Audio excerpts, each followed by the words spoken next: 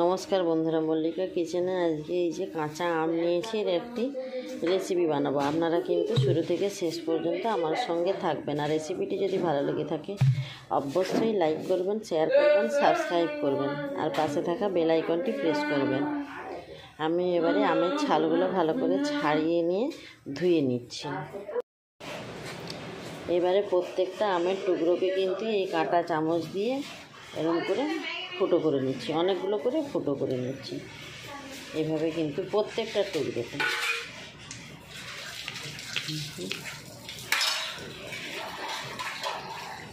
এভাবে করে নেওয়ার পর ফের আসছি। সব আমগুলোকে কিন্তু এভাবে আমি ফুটো করে নিয়েছি। এবার ভালো করে আমটা ধুয়ে নিচ্ছি। এবারে এই 1 চামচ চুন নিয়েছি, এই জলটাতে আমি দিয়ে গুলে নিচ্ছি।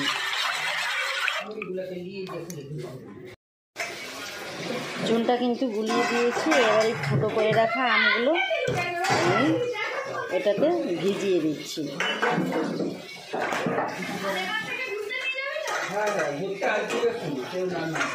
এটা আমি 4 ঘন্টার মতো ভিজিয়ে রাখছি। ও চাঁদনি, এই যে আমি একটা আমের আচার করবো, এই জন্য চুন জলে ভিজিয়ে রেখেছিলাম 4 ঘন্টা। 4 ঘন্টা পরে আমি কিন্তু জল থেকে এইভাবে খুব জোরে চাপ দিয়ে জলটা বের করে তুলে নিচ্ছি একটা পাত্রে। এভাবে কিন্তু সবগুলো তুলে নিচ্ছি। আমি যে ওই 3টে বড় বড় আম কেটে নিয়েছিলাম, সেই আমে কিন্তু আমি এরকম বড় বাটির 1 বাটি চিনি দিয়ে দিচ্ছি।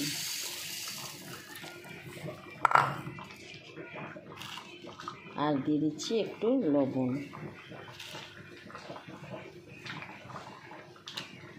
এবার আমি একটু হাতের সাহায্যে মিশিয়ে নিচ্ছি চিনি আর আম।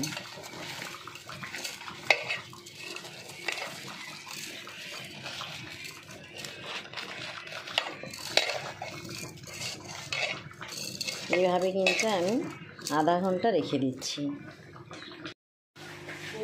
কড়াই বসিয়ে দিয়েছি গ্যাসের উপরে। কড়াইটা গরমও হয়ে গেছে। আমি এবার কয়েকটা এলাচ একদম ফাটিয়ে নিয়েছি আর দারুচিনি একটু গরম করে নিচ্ছি। এটা কিন্তু গরম হয়ে গেছে, এবার আমি নামিয়ে নিচ্ছি। আমের সঙ্গে যে চিনিটা মেখে রেখেছিলাম, এই তো খুব সুন্দর জল কেটে গেছে। এবার একটা কড়াই বসিয়ে দিয়েছি, কড়াইতে এটা ভেজে দিচ্ছি।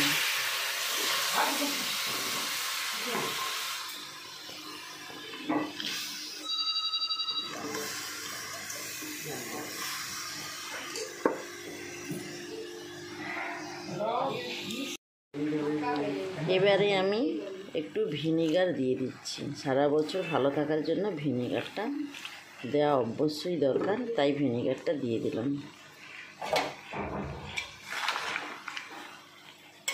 কিছুক্ষণ এটা ফোটার পর ফের আসছি। এবারে ভেজে রাখা মশলাটা গুঁড়ো করে নিয়েছিলাম, গুঁড়োটা দিয়ে দিচ্ছি। দিয়ে একটু ভালো করে নাড়াচাড়া করে নিচ্ছি।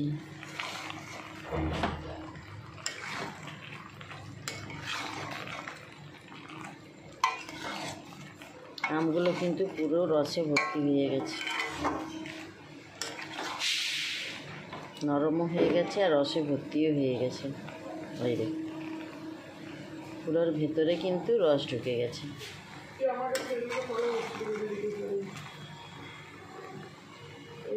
এবার আমি একটা খোসা এখানটায় ফেলে দিচ্ছি।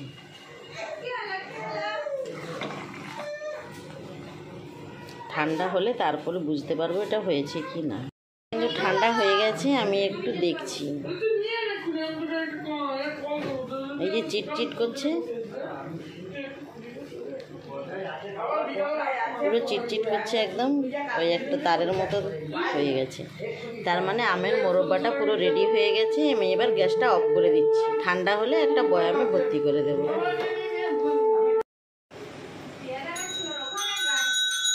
এবারে কিন্তু মোরব্বাটা আমি একটু খেয়ে দিচ্ছি।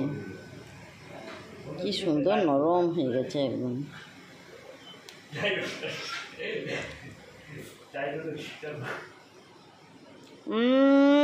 খুব সুন্দর লাগছে কিন্তু। আমের মোরব্বা